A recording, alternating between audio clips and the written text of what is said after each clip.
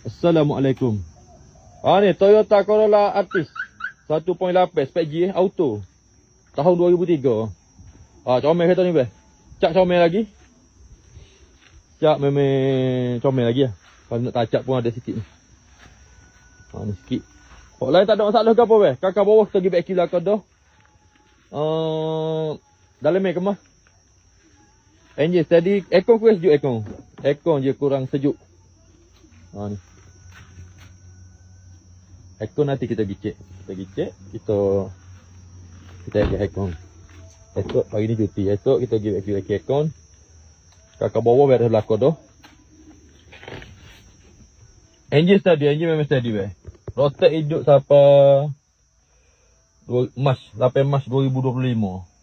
Ni nama owner dia lagi. Tapi memang wajib kena tukar nama. Wajib kena tukar nama segera. Engine memang steady beh. Engine steady jalan jauh memang tak ada masalah. Ni. Radio pun jadi tak ada masalah. Ramai beh satu kali ni beh. Bawa memang sedap beh. 1.8.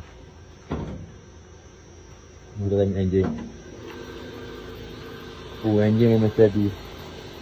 Engine steady beh, tak ada masalah engine. Tak ada bunyi flap-flap tak ada.